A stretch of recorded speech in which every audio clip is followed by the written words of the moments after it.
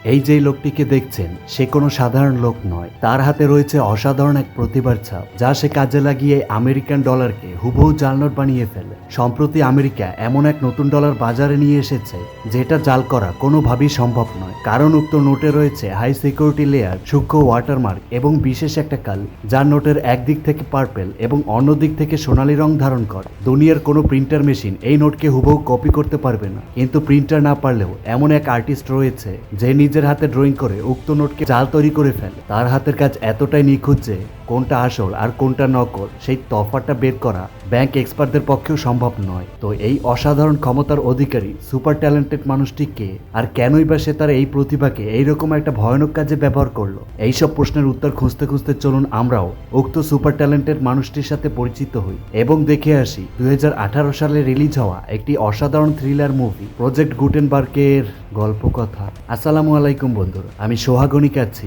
Movie স্ট্রাকারের সাথে।